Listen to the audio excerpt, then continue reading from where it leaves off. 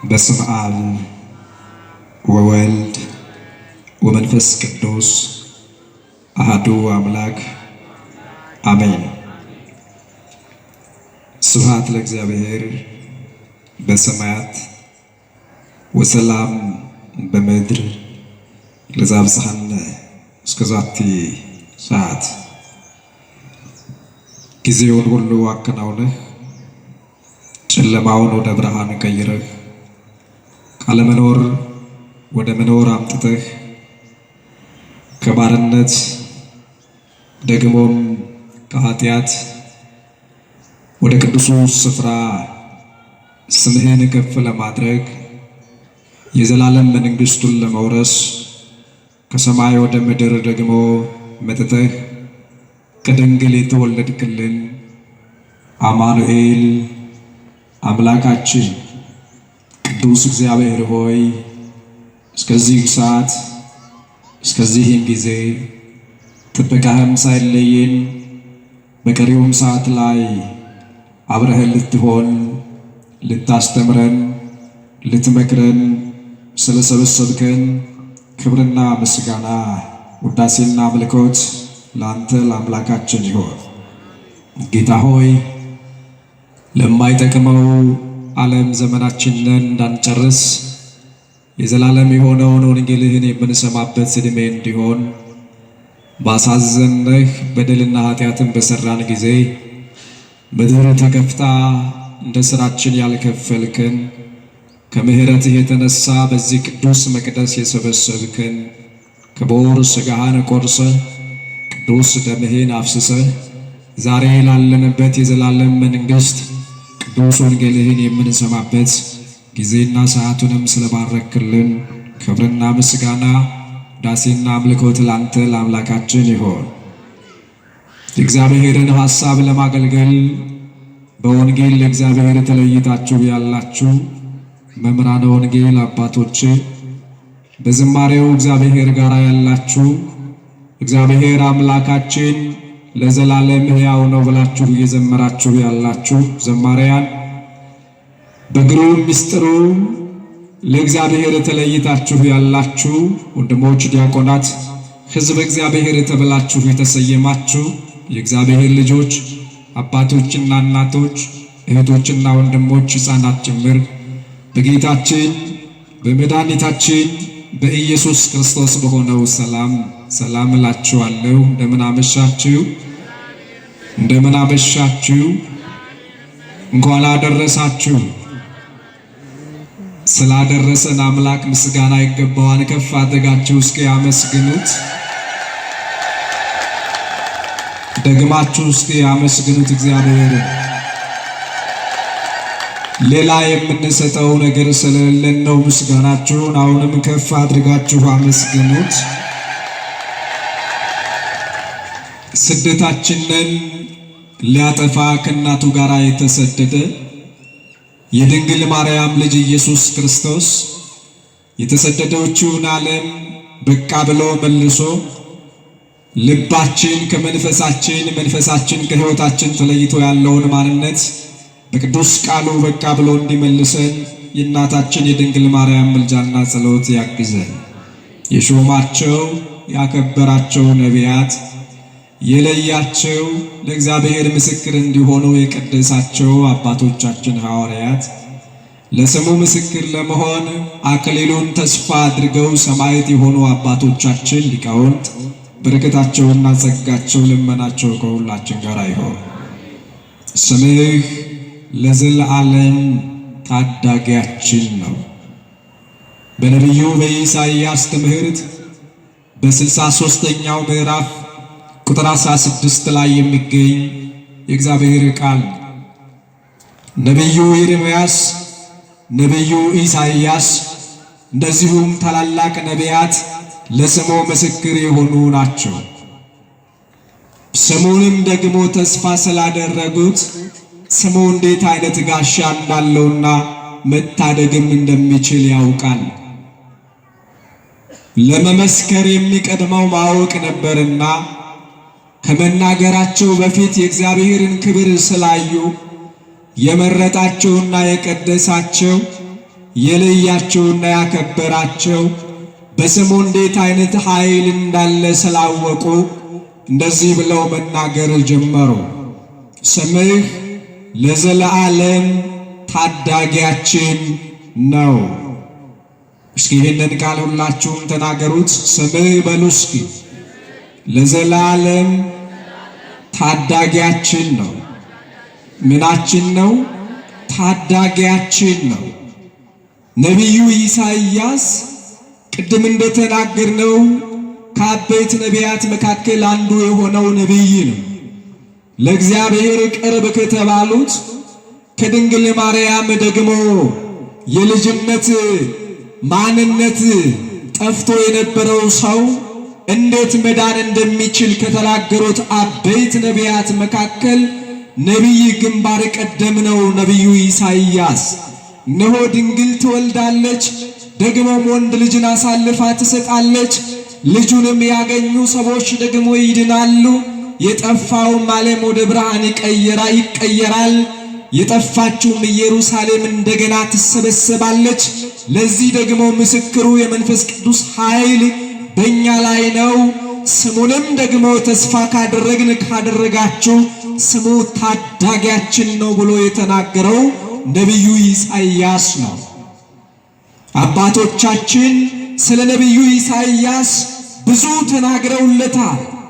ገና ሳይመጣ እንደመጣ በመንፈስ ቅዱስ የተረዳ የእግዚአብሔር ወዳጅ ነው።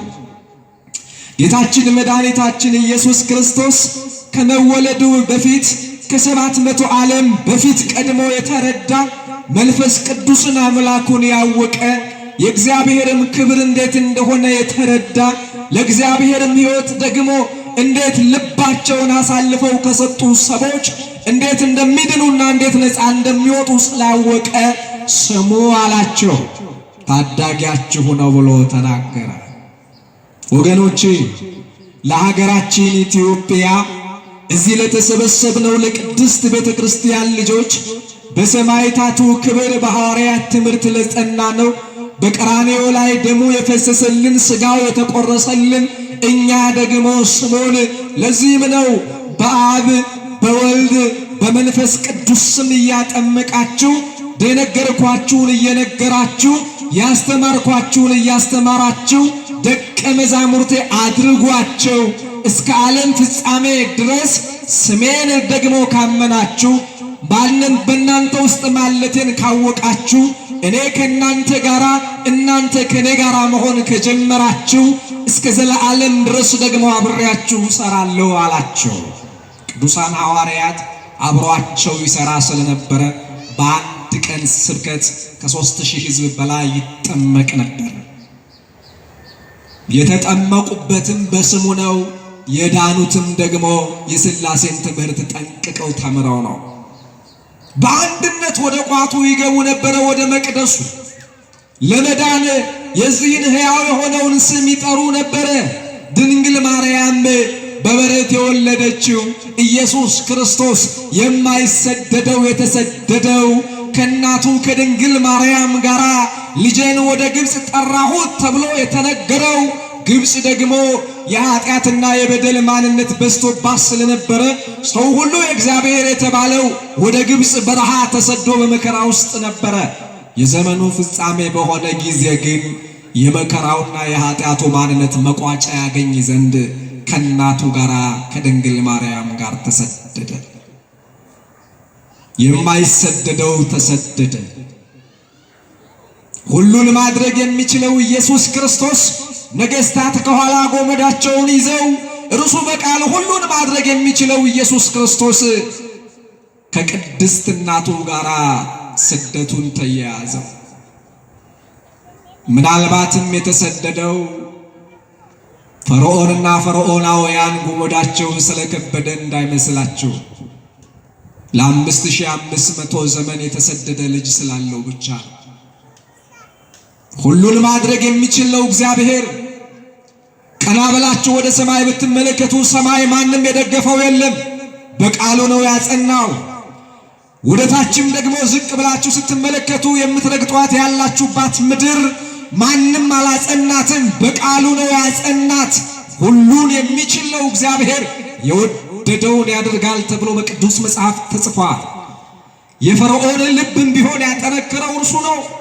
የእርሱ ኃያልነት ይታይ ዘንድ ያን ሁሉ ስደት ግን ከእናቱ ጋር ዋጋ ለመክፈል ያስገደደው አምላካችን ኢየሱስ ክርስቶስ በመጀመሪያው ሰው ምክንያት ስደት ወደ ዓለም ስለገባበት ስደትህን አውቀዋለሁ እሰደዳለሁ ስላለ ብቻ የተሰደደ ልጅ ስለነበረው መሰደዱን ገንዘቡ ሊያደርግለት መንከራተቱን ዋጋ መክፈሉንም ደግሞ እርሱ አምላካችን ኢየሱስ ክርስቶስ ለኔና ለናንተ ስሙን ጠርተን ታዳጊያችን እንደሆነ እንዲገባን ስላወቀ ስለኛ ሲል ተሰደደ።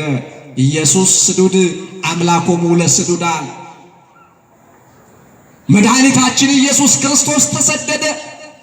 እናታችን ቅድስት ድንግል ማርያም ተሰደደች። ምክንያቱም ልጆቿ የተሰደዱ ስለሆኑ የተሰደዱትን ስደት ተሰዳ መመለስ ነበረባት ከልጇ ጋር። ክብርና ምስጋና በትህትና ለማረከችን ለድንግል ማርያም ለኢየሱስ ክርስቶስ ክብር ይገባል። ከፍ አድርጋችሁ አመስግኑ። ተሰዶ የመለሰ ተሰዳ ያጽናናች ድንግል ማርያም እኔ ጌታ እናት ሆኜ እንዴት እሰደዳለሁ? እኔ ንጉሡን ይዤ እንዴት እሰደዳለሁ? ኃይልህን አሳየኝ፣ አንተ ሁሉን ማድረግ ትችላለህ፣ እንደወደድክ ሁሉ ይገዛልሃል።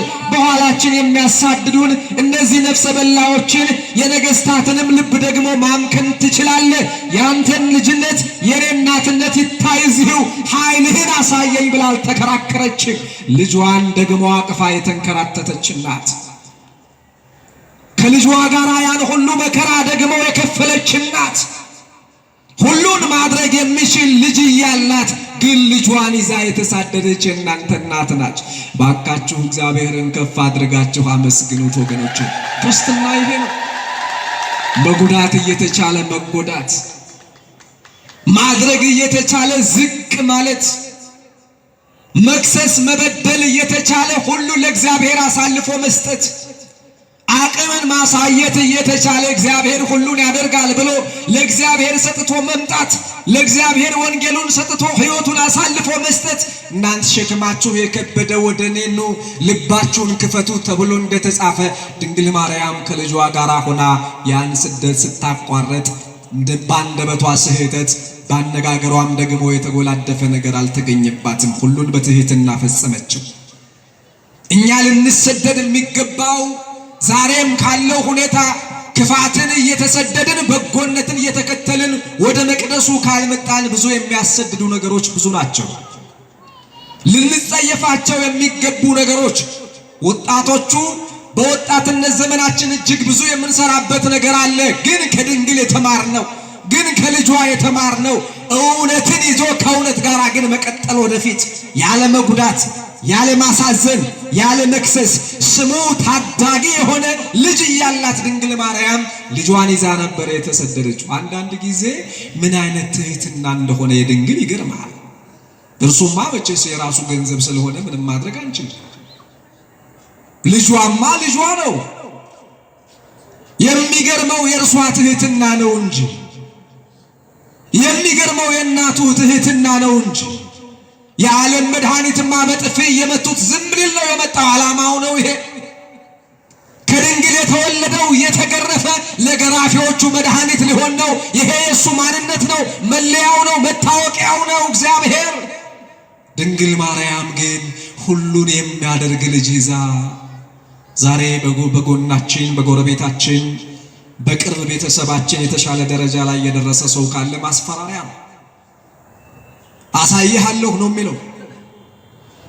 የቀበሌ ስልጣን ያለው ሰው ለማስለቀስ ቅርብ ነው፣ ሩቅ አይደለም። ከልዑል እግዚአብሔር መማር ግን በጎ ነው።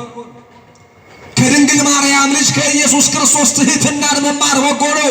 ከእናቱ ከቅድስት ድንግል ማርያም ግን እያወቁ አቅም እያለው ስልጣን እያለው ኃይል እያለው ደግሞም ስደቱን የራሱ አድርጎ መሰደድ ግን ትልቅ ሕይወት ነው። እንደ ድንግል ማርያም ክፉውን እንድንሰደድ ለበጎ ነገር ልባችን እንዲከፈት እግዚአብሔር ይርዳ። እና ነቢዩ ምን አለ? ስምህ እኮ ታዳጊያችን ነው አለው። ደግሞ ለጊዜው እንዳይመስላችሁ፣ ለጊዜው ብቻ አይደለም። እስኪ ይሄንን ድምፅ በከፍ አድርጋችሁ ስምህ በሉ እስኪ። አይሰማ አይሰማ ለዘላለም ታዳጊያችን ነው።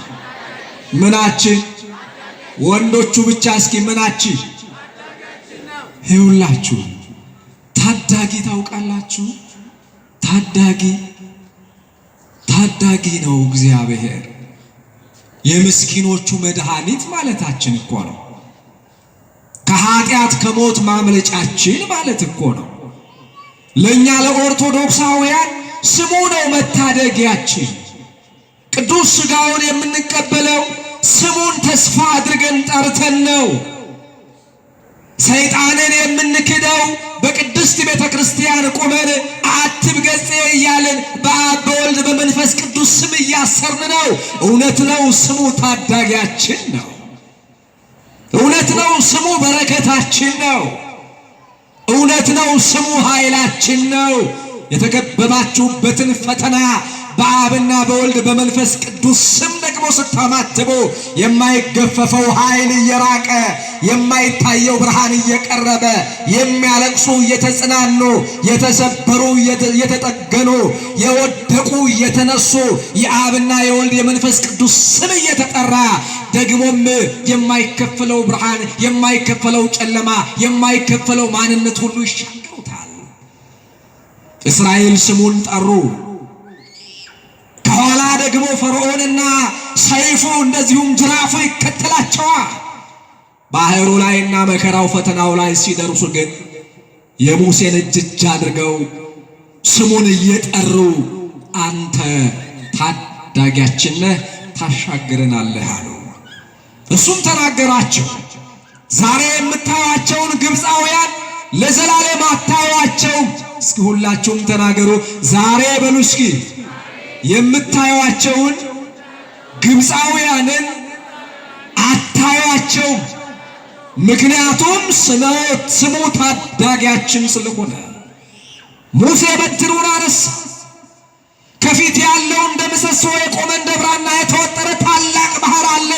ከኋላ ደግሞ ሰይፉን እየሰበቀ ጠላት እያጎመራ ከኋላ እየጮኸ ተጠግቷቸዋል። ወደፊት ሲሄዱ ከፊት ፈተና፣ ወደ ኋላ እንዳይመለሱ ሰገባው ደግሞም ሰይፉ ወጥቷል።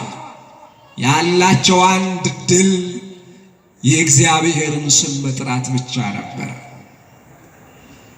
በሞትና በመከራ ውስጥ ያላችሁ ወዳጆቼ፣ የድንግል ማርያም ልጆች፣ የቅድስት ቤተ ክርስቲያን ልጆች፣ ይህንን ድምፅ እየሰማችሁ ያላችሁ የመድኃኔ ዓለም ልጆች፣ በዚህ በመቅደሱ ዙሪያ ላይ ሆናችሁ እግዚአብሔር ያጽናናኛል እያላችሁ ያላችሁ ወገኖቼ፣ ከፊት ባህሩ ደግሞ ፈተና የሆነባችሁ፣ ከኋላ ፈርዖንና ፈርዖናውያን ልባቸውን አጨክነው የሚያሳድዷችሁ፣ የእግዚአብሔርን ስም በጸና እምነት ሆናችሁ ጥሩ። ስሙን የሚጠራ ይድናል ተብሎ ተጽፏል። ስሙን የሚጠራ ሌላ ተስፋ የለንም። ቅዱስ ዳዊት እንደተናገረ አይነ ኩሉ ነፍስ ይሴፎክያከ፣ አንተን ተስፋ የሚያደርግ እግዚአብሔር መጠጊያዬ ነው የሚል፣ እግዚአብሔር መድኃኒቴ ነው የሚል፣ ከድንግል የተወለደው የድሃ አባት ነው የሚል፣ የቅዱሳን አምላክ ኢየሱስ ክርስቶስ መላእክቱን ይልክልኛል የሚል ከልብ የመነጨ ደግሞ የተስፋ ልብ የተመላበት ካለ ስሙ ባህሩንም ያሻግራል፣ ከኋላ ያሉትንም ድጋሜ እንዳታዩ ያደርጋል። እስራኤል አነስ ከፍ አድርገው እግዚአብሔርን ደግሞ መጥራት ጀመሩ። አሁንም ስሙንም ጋሻቸው እንደሆነ ደግመው ደጋግመው አቤቱ ልዑል እግዚአብሔር ሆይ አንተ ነህ ተስፋችን፣ እኛ እያለቀስን መኖር በቃን፣ ከዚህ በኋላ ተሳደን መኖር በቃን፣ ከዚህ በኋላ መነቃቀፍ ይብቃል፣ ከዚህ በኋላ እንደ ባርነት መቆጠር ይብቃል፣ ከዚህ በኋላ ሕፃናቱን ደግሞ አብሮ እየለወሱ ጡም መስራት ሰለቸን አሉ። የራሔል እንባ ተጠራቅሞ በዙፋኑ ፈሰሰ።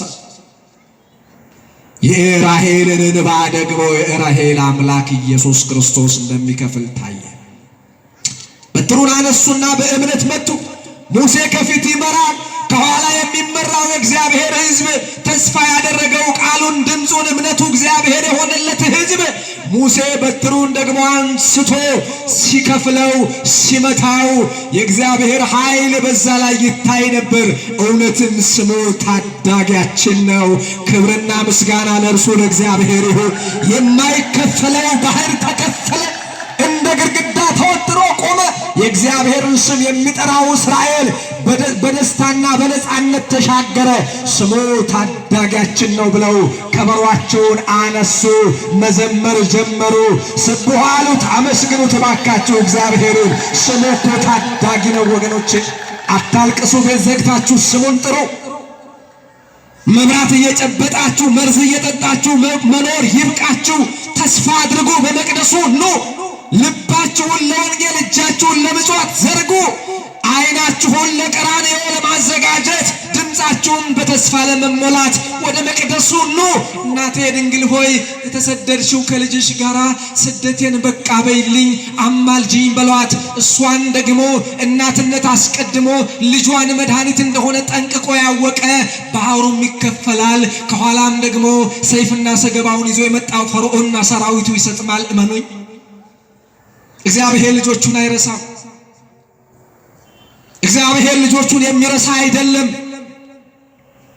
እና ነብዩ ኢሳይያስ ምን አለ? አቤቱ አለ ኢሳይያስ ምዕራፍ 63 ቁጥር 16 ላይ አብርሃምን ባያውቀን እስራኤልን ባይገነዘብን አንተ አባታችን ነህ፣ አቤቱ አንተ አባታችን ነህ፣ ስምህም ከዘላለም እስከ ዘላለም ታዳጊያችን ነህ አለ።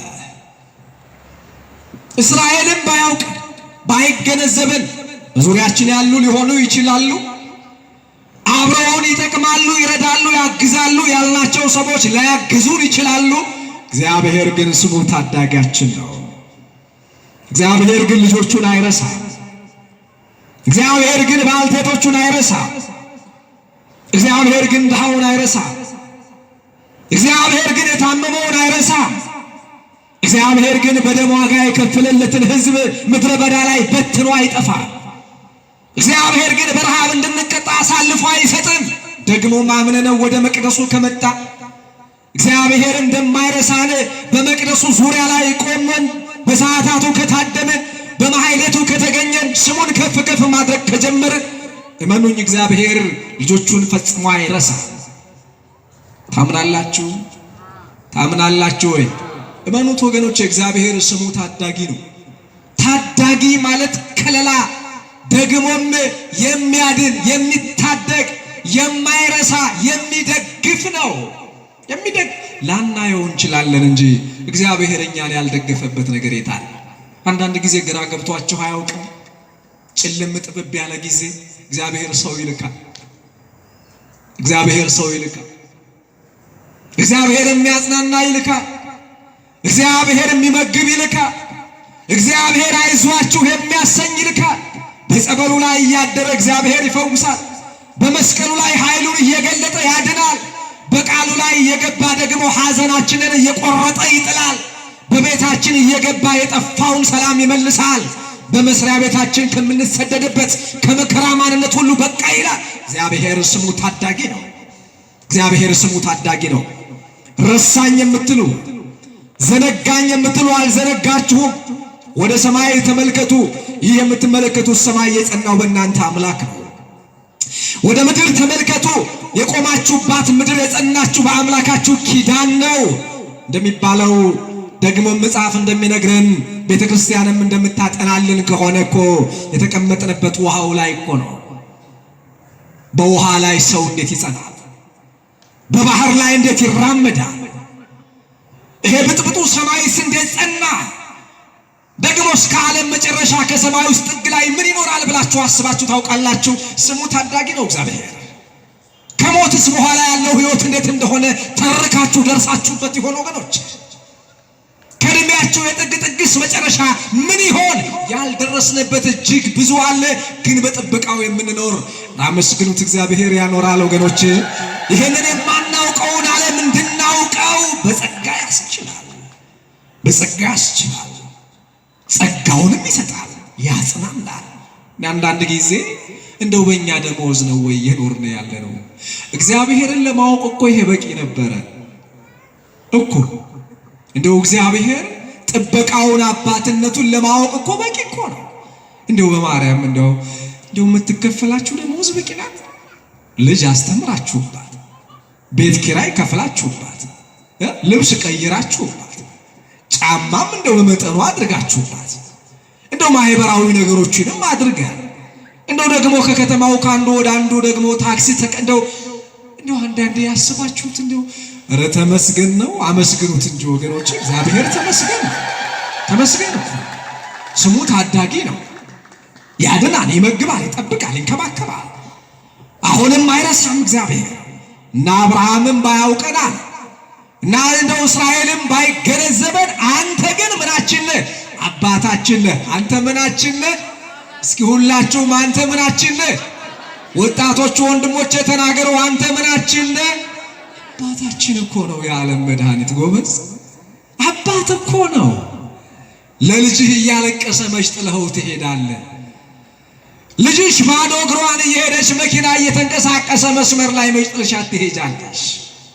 እኮ አንዳንድ ጊዜ እኮ እጃቸውን ንቅ አድርገው ይዘው ወደ መኪናው እንዳይገባባቸው እጃቸውን እንደው እስከሚጠብቅ ድረስ የደም ስራቸው እስከማይንቀሳቀስ ድረስ ወድቀው ጠፍተው ከመኪናው እስከሚገቡ መስሎ የሚታያቸው የርህራሄ ማንነት ጥግ ላይ የደረሰ አባትና እናት እኮ አለ።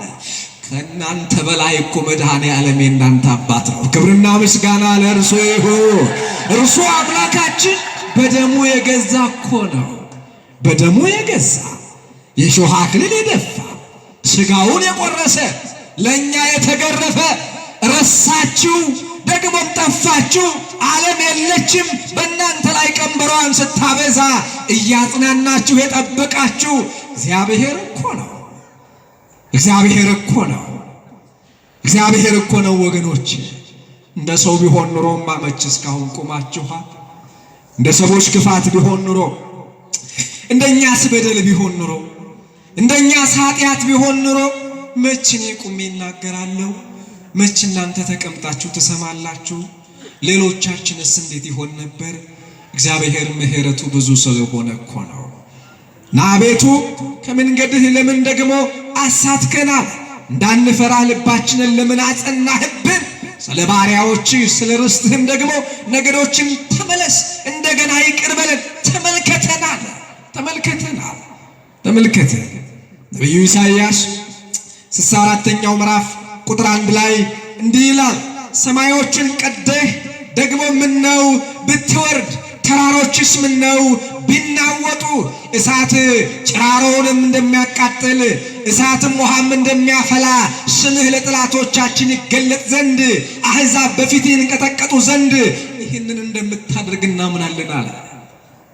አዎ እሳቱ ውሃን ያፈላል። ጠላት ዲያብሎስ ደግሞ እሳት ሆኖ የሚያቃጥለው ስምህ ክብራችን ነው ብለው ክርስቲያኖች መዘመር ሲጀምሩ ነው። ጠላት የሚፈራው የአምላካችንን ስም ነው። ጠላት የሚጨነቀው በአብ በወልድ በመንፈስ ቅዱስ ስም ብላችሁ ስትቆሙ ነው። ጠላት ደግሞ ግራ የሚጋባው በአብና በወልድ በመንፈስ ቅዱስ ስም አምነን ስንጸና ነው ወገኖቼ። ስሙን ካልያዝን፣ በልባችንም እምነትን ካልሰነቅን፣ የቅድስት ቤተ ክርስቲያንን ትምህርት ደግሞ ጠንቅቀን ካልተረዳን፣ የቅዱሳንን አማላጅነት የሰማዕታትንም ደግሞ ተጋድሎ ሕይወታችን አድርገን ካልቀጠልን ምን አለ ከሰማይ ወርደህ ወደኛ ብትመጣ እያሉ የዘመሩ እንደሱ አይደል አባቶቻችን። ደግሞም ካርያም ክንድህን ላክልን አይደል ያሉት። ክንድ መደገፊያ ምርኩዝ ነው። መከራውን ለመሻገር አንድ ጊዜ ገጠመን በደልና ኃጢአት ነበረ።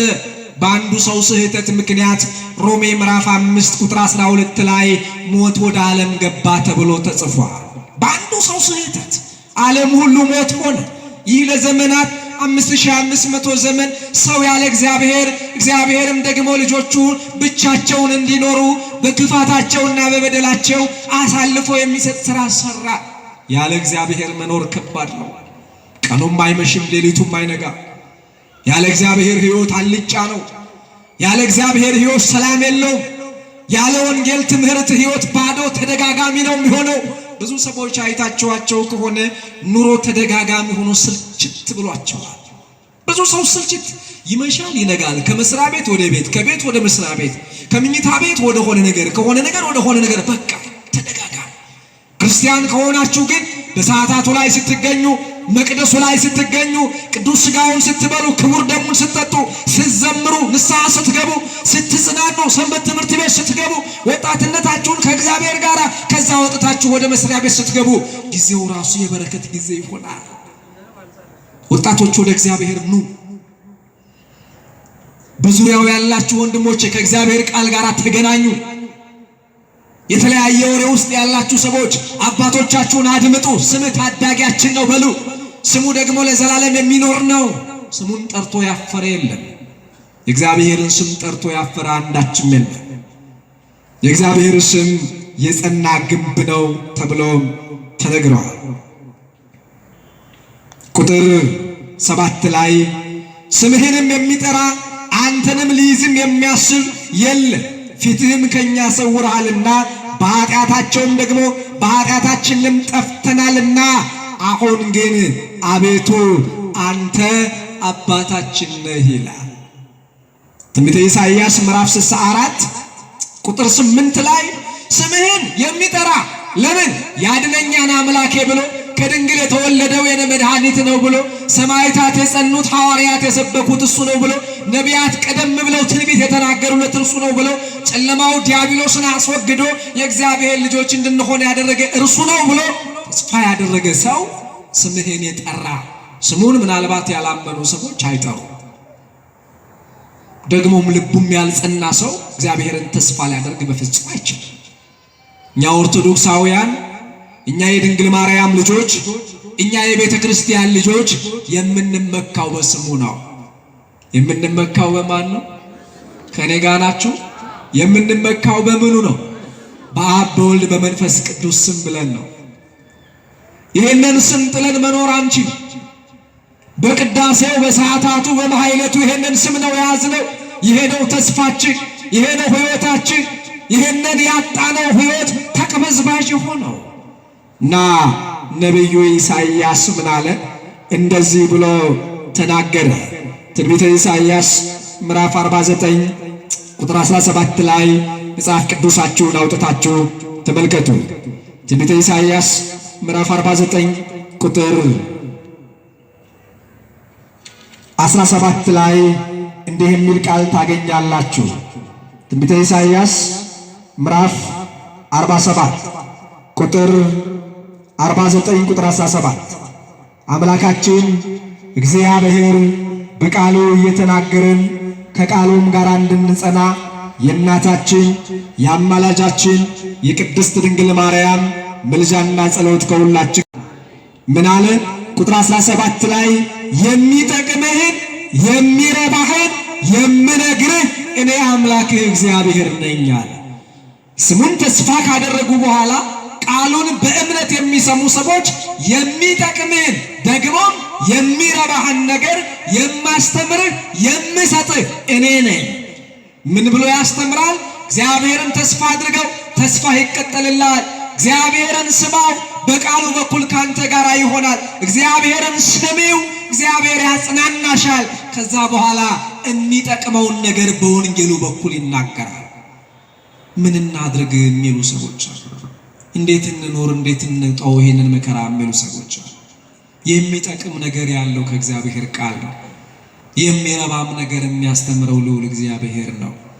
ልዑል እግዚአብሔር ሆይ ተናገረኝ፣ የአባቶች አምላክ አጽናናኝ፣ የአባቶች አምላክ አንተ ከኔ ጋር ሆነህ እርዳኝ፣ የአባቶች አምላክ ከኔ ጋር ሆነህ አግዘኝ፣ የአባቶች አምላክ ከኔ ጋር ሆነህ መከራውን የምሻገርበትን ጸጋና ኃይል ስጠኝ ብለው የዘመሩ ሰዎች እንዲህ የሚል ቃል ያገኛሉ። አልጥልህም አልተውህም። መጽሐፈ ኢያሱ ምዕራፍ 1 ቁጥር 7 ላይ አልጥልህም ምን አልልህም ደግሞም ከቶም አልረሳህም የሚል ኃይል ቃል ያገኛሉ ማለት ነው። እግዚአብሔርን ተስፋቸው ያደረጉ፣ እግዚአብሔርን ሕይወታቸው ያደረጉ፣ እግዚአብሔርን ሞገሳቸው ያደረጉ፣ እግዚአብሔርን ክብራቸው ያደረጉ አልጥልህም አልተውህም ይላል። ይህ የሚቀድመው ግን አስተምርሃለሁ የሚለውን የተስፋ ቃል ከያዛችሁ እግዚአብሔር በጎም ነገር ያስተምራል። ከሰማነው ለነፍሳችን የሚጠቅም ነገር ነው የሚናገረው። ዕብራዊ ምዕራፍ 4 ቁጥር 12 ላይ የእግዚአብሔር ቃል ሳይሰራ አይመለስም ይላል። የማን ቃል? የማን ቃል? አሁን እየተማርነው ያለው የማን ቃል ነው? የኛ ቃል አይደለም። እኛ በዚህ ቃል የምንጠቀም እንጂ ይሄ ቃል የኛ አይደለም። እኛ በዚህ ቃል የምንባረክ እንጂ በዚህ ቃል ውስጥ የሚባርከን የሚሰራን የሚያጽናናን የልዑል እግዚአብሔር ቃል ነው። ስለዚህ የሚጠቅምን የሚረባህን እግዚአብሔር ያስተምራል። ትዳሩን መልስ የሚሰጥ እግዚአብሔር በቃሉ በኩል ነው ያለው። ለበሽተኛውም ፈውስ ያለው በእግዚአብሔር ቃል ነው። የሚያለቅሰውም የሚጽናናው በትንቢተ ኢሳይያስ ምዕራፍ 51 ቁጥር 12 ላይ የማጽናናሽ እኔ እግዚአብሔር ነኝ ብሎ የተናገረው እርሱ ነው። ስሙ ታዳጊያችን ነው። ስለዚህ እሱን ተስፋ ካደረጋችሁት እግዚአብሔር ያጽናናችኋል፣ እግዚአብሔር ሕይወት ይሰጣችኋል፣ እግዚአብሔር ሞገሱንም ያበዛላችኋል ማለት ነው። ሁለተኛው ሐሳብ ትንቢተ ኢሳይያስ ምዕራፍ 49 ቁጥር 26 ላይ ያለው የአምላካችን የእግዚአብሔር ቃል ነው። እንዲህ ይላል፣ አስጨናቂዎችሽንም ሥጋቸውንም አስበላቸዋለሁ፣ እንደ ጣፋጭም ወይን ደግሞ ጠጅ ደማቸውንም ጠጥተው ይሰክራሉ። ሥጋ ለባሹ ሁሉ እኔ እግዚአብሔር መድኃኒትሽና ታዳጊሽ የያዕቆብ አምላክ ደግሞ ኃይልሽ እንደሆንኩ ያውቃሉ ይላል። እናንተ የተጠቃችሁ ወገኖች እግዚአብሔር ታዳጊያችሁ ነው። እግዚአብሔር በጠላቶቻችሁ መካከል ኃይሉን ያሳያችኋል ካመናችሁበት። እግዚአብሔርን ተስፋ አድርጋችሁ ለኔ ደግሞ ለተጠቃሁት መልስ ስጠኝ ብላችሁ ከጸናችሁ አምላካችሁ እግዚአብሔር ልጆቹን እንደማይረሳ ከገባችሁ አሁን ያነበብነው ቃል እንዲህ ነው ደጋግሞ ለውስጣችን የሚናገረው። አስጨናቂዎችሽ ይላል። ስንት የተጨነቁ ሰዎች ይኖሩ ይሆን በዚህ መቅደስ ዙሪያ ላይ? ስንትስ አስጨናቂ ሰዎች በዚህ ምድር ላይ ይኖሩ ይሆን? ስንትስ የተሰበሩ ሰዎች ይኖሩ ይሆን? ስንትስ ሰባሪዎች ይኖሩ ይሆን? አቀርቅረው የሚሄዱ በቋንቋቸው በነገዳቸው በእውቀታቸው በትምህርታቸው ቀና ብለው እንዳይሄዱ ከኋላ ስም የሰጠናቸው ስንት ይሆኑ? የሰበርናቸው በጨለማ ውስጥ የወረወርናቸው ሐሰተኛ ምስክር ሆነን ሐሰተኛ ዳኛ ሆነን ለጥቅም ሲባል ለሐሰተኛ ሰነድ ብለን ተበልቶ ዳሪ ሆኖ ለሚጠፋው ነገር ደግሞ ምርባና ለሌለው ነገር ዘላለማዊ ሕይወታችንን አበላሽተን ምድራዊ ሕይወታችንን ስንት ሰርተን ይሆን? ታላቁን ስሙን ዘንግተን ለታናሹ ለምድራዊ ሕይወት ስንቶቻችን ጆሮአችንን አዘጋጅተን ይሆን? ጊዜያችንን ተጠቅመን ሁኔታዎቹን አመቻችተን ስንቱን ሰብረነው ስንቱን አስለቅሰነው ይሆን? ቤት ቁጠረው። ያስለቀስነው ያስጨነቅነው የደም ጎርፍ የሆነች ምድር እጅግ ብዙ ናት ወገኖች። እግዚአብሔር ምሕረት አድርጎልን በፊቱ እንድናለቅስ እግዚአብሔር ይቅር ይበለን። አሳዝነነዋል፣ እግዚአብሔር በድለነዋል። እግዚአብሔር ድሃው የሚያለቅስባት ምድር እየሆነች ነው። ድሆች የሚረገጡባት ምድር እየሆነች ነው። አንዳንድ ጊዜ ሰዎች ባሉባልታ ብቻ የሚነቀፉ ዋጋ የሚከፍሉ ሶሻል ሚዲያው ሁሉ ከእውነት የራቀ የሆነ መጥቷል። እንዲሁ ተነስቶ ከመሬት የሰውን ስም የሚያጎድፍ ደው ወገኖቼ እባካችሁ እግዚአብሔርን እንፍራው። ሐሰተኛውን ጻድቅ የሚያደርጉባት ምድር ሆናለች። ጻድቁን ኃጢአተኛ የሚያስብሉባት ምድር ሆናለች።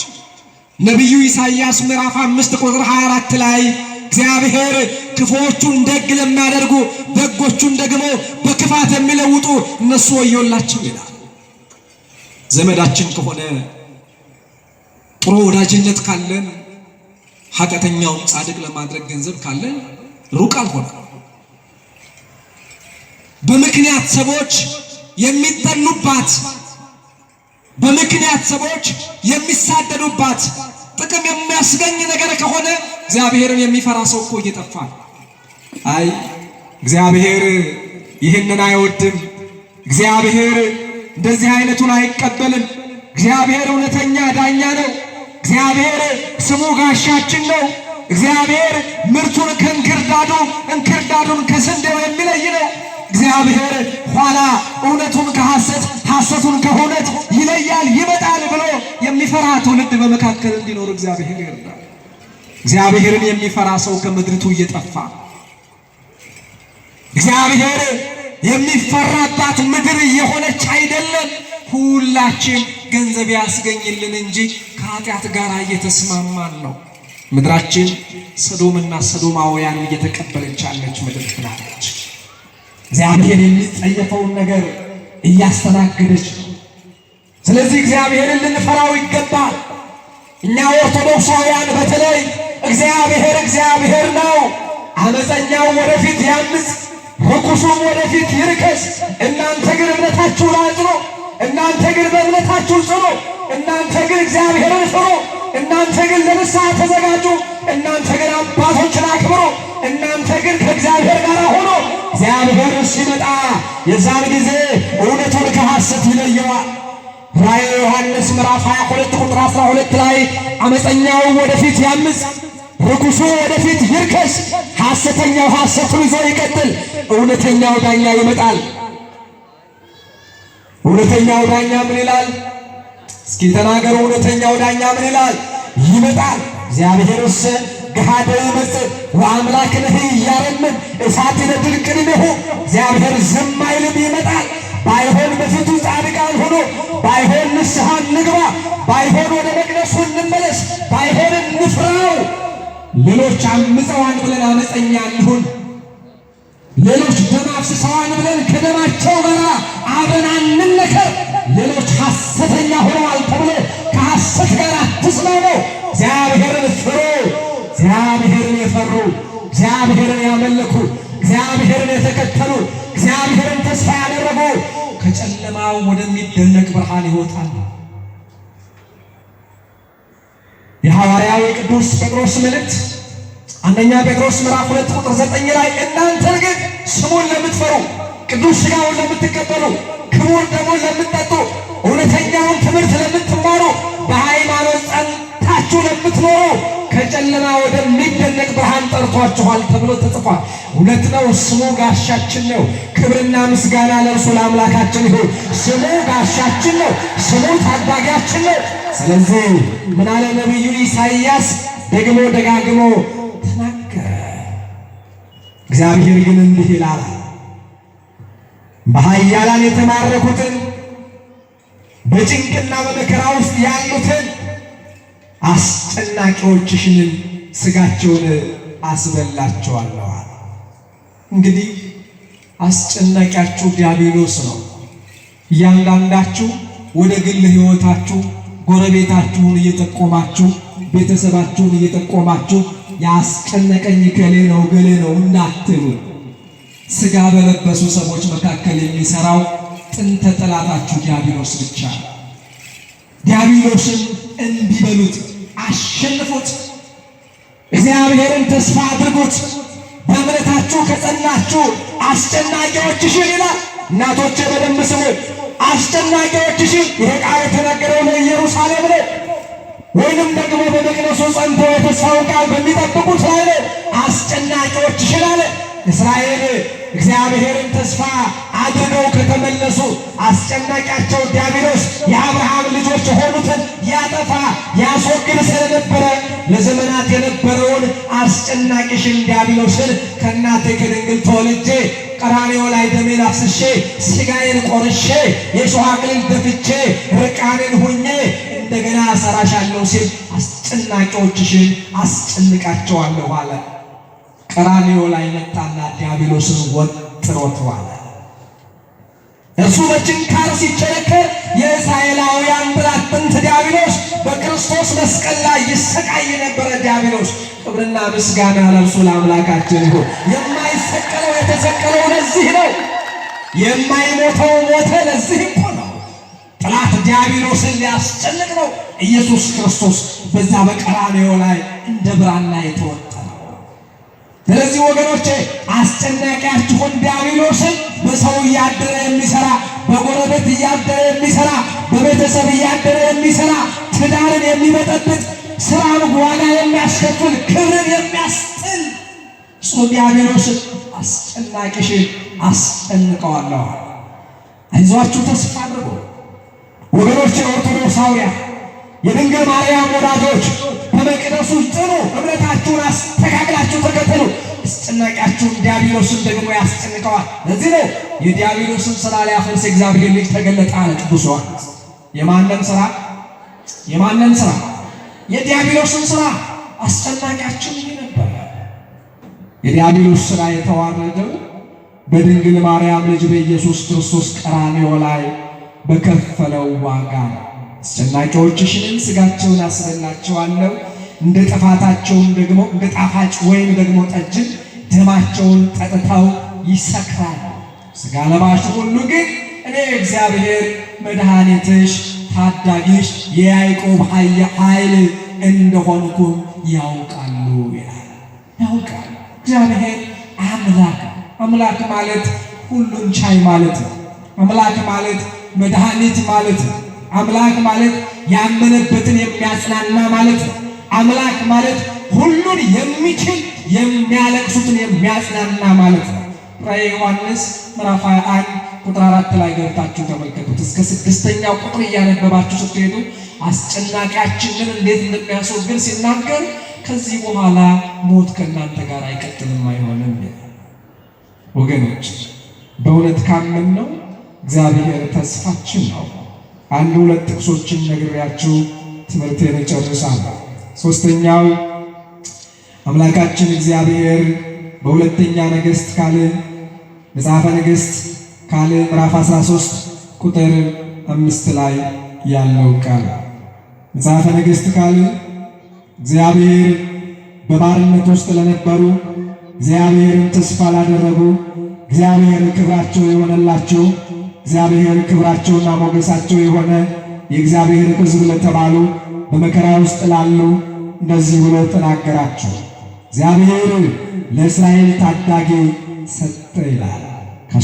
ከሶርያውያንም እጅም ዳኑ። የእስራኤል ልጆችም እንደ ቀድሞው ጊዜ በድንኳናቸው ተቀመጡ ይላል። በምናቸው? በድንኳናቸው።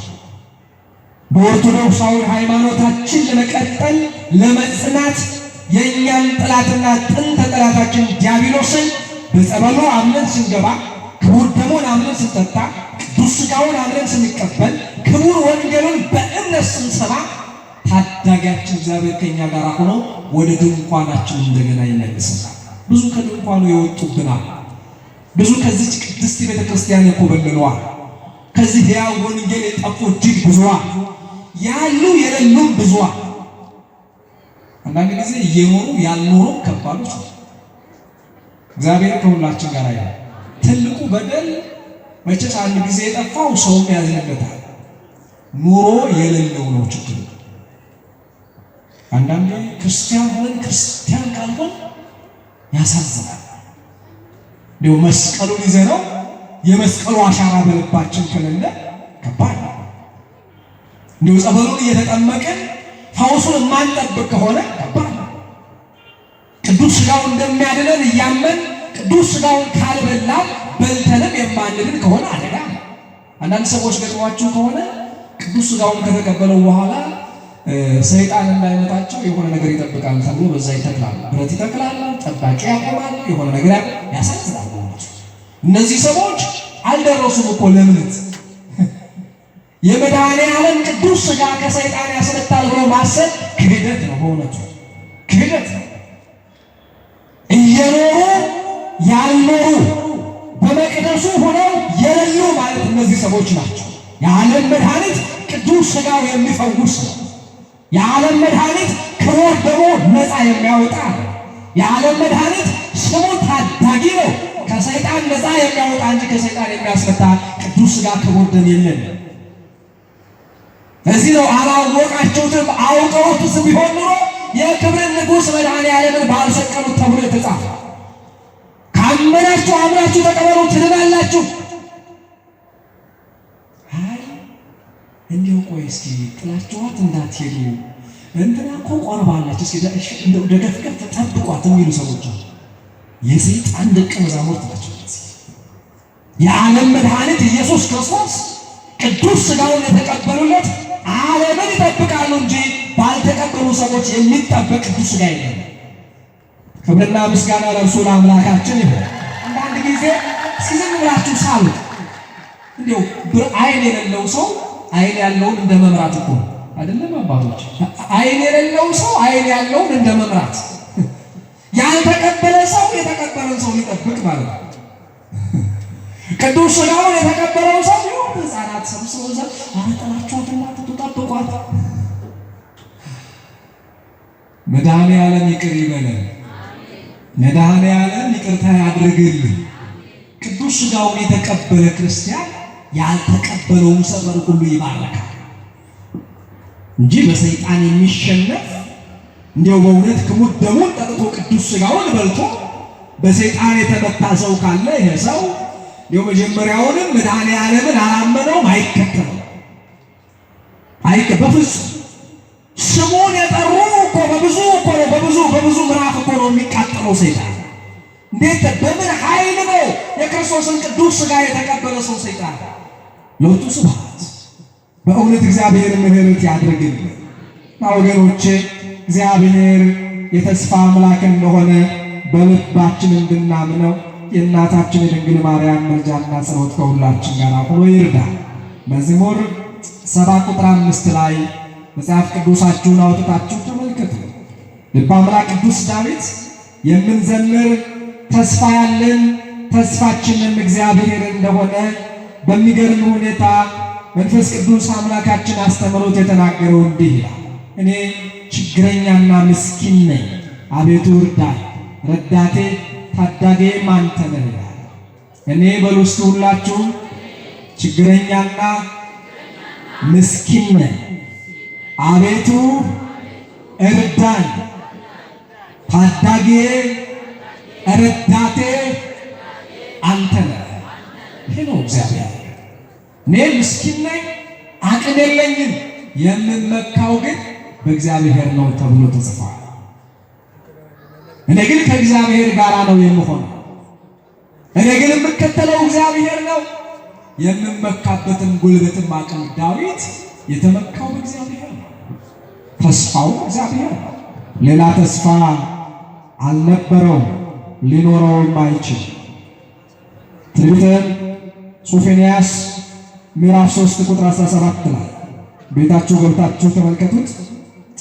ትንቢተ ሶፎንያስ ምዕራፍ 3 ቁጥር 17 ላይ ቤታችሁ ገብታችሁ እግዚአብሔር ስሙን የጠራ በስሙም ደግሞ ኃይል እንዳለ የሚያምን ክርስቲያን ከሆናችሁ ሕይወታችሁ ይባረካል። ነገ ተስፋ የምታደርጓት መንግሥት የእናንተ ትሆናለች።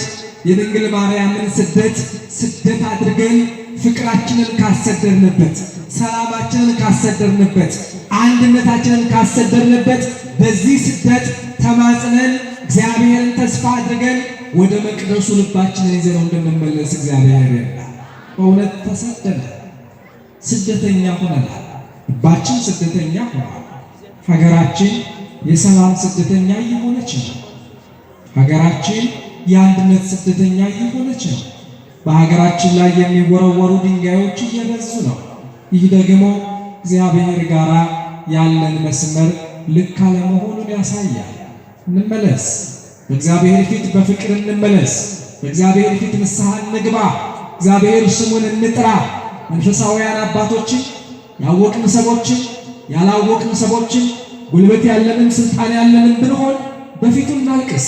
እግዚአብሔር በእኛ ደስተኛ እንዲሆን እኛም ከሱ ያለውን በረከት እንድንቀበል ስሙ ታዳጊያችን እንደሆነ ተስፋ እንድናደርገው እመቤታችን አማላጅነት የእርሱ ቸርነት፣ የሰማዕታት ምልጃ ጸሎት፣ የቅዱሳን መላእክት ጥበቃ፣ የቤተ ክርስቲያን ክብር ከኛ ጋር ሆኖ መጨረሻችን እንዲያምር እግዚአብሔር ይርዳል።